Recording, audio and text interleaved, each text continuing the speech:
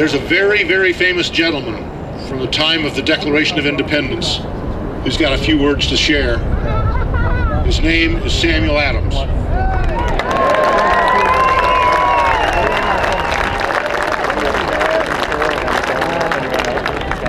Hello. I am Samuel Adams, sometimes confused with my kinship, John Adams, the second President of these United States. And I want to welcome you here tonight for this exciting gathering.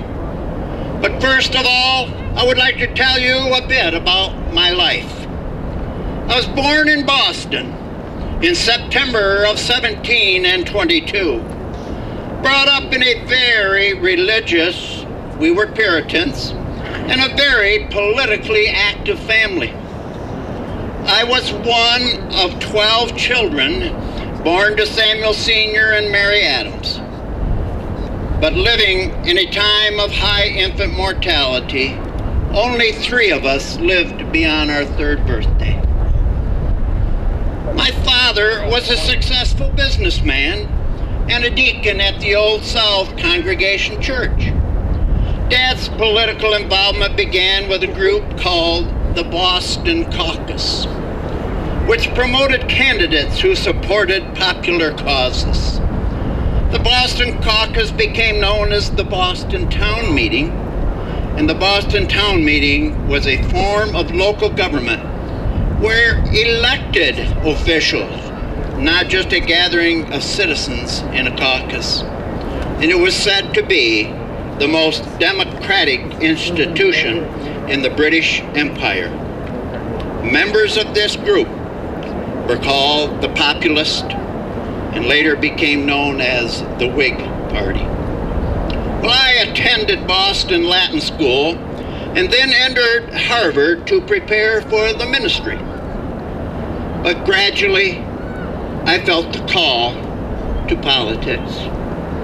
In 1743, I graduated with a master's degree, with my thesis being, "It is lawful to resist the supreme magistrate if the Commonwealth cannot otherwise be preserved."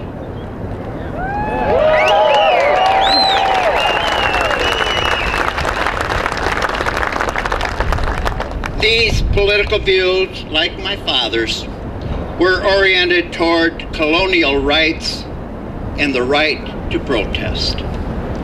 Well, I would like to share with you one of these occasions of protest. I was serving as the clerk in the Massachusetts House of Representatives, and I strongly opposed violence on persons or property. The people of the colonies were tiring of Britain's high taxes. There was the Molasses Tax Act, then the Sugar Tax Act, then the Stamp Tax Act, then the Townshend Tax Act, which was a tax on our imported commodities used by most all of us citizens. So when the Tea Act of 1773 was imposed, many of the colonists had been agitated to the point of wanting to take some action to show their displeasure.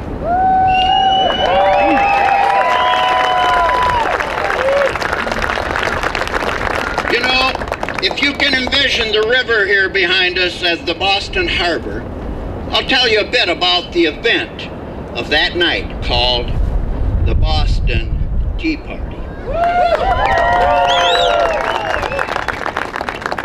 It was December the 16th and a cold chill was set over the harbor.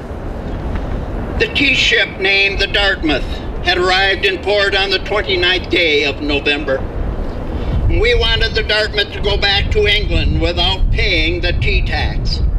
So we had assigned 25 men to watch the ship and prevent the tea from being unloaded. Governor Hutchinson refused to grant permission and encouraged the consignees, those who were to get the tea, of which 2 of them were the governor's sons, not to back down.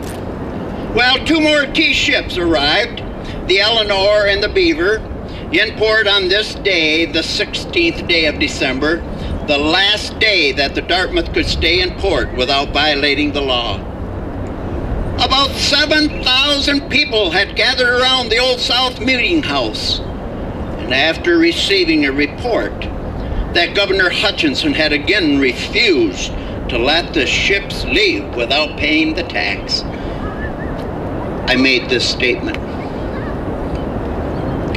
This meeting can do nothing further to save the country. Well, while I tried to reassert control of the meeting, people poured out of the Old South Meeting House and they headed for the harbor. A group of 30 or so men, some painted and disguised, boarded the 3 vessels, and over the next 3 hours, they dumped all 342 chests of tea into the Boston Harbor.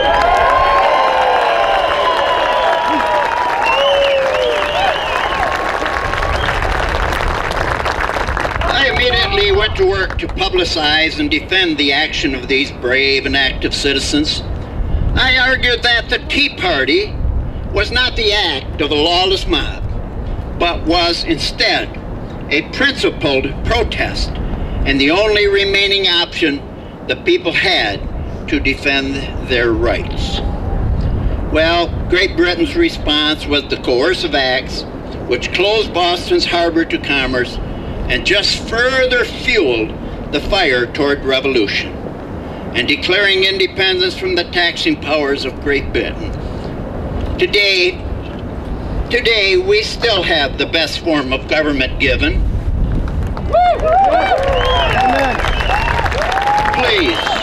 Please, let me remind you, it was only yesterday, April the 14th. April the 14th, just 224 years ago, that I made this statement, and I stand by it yet today.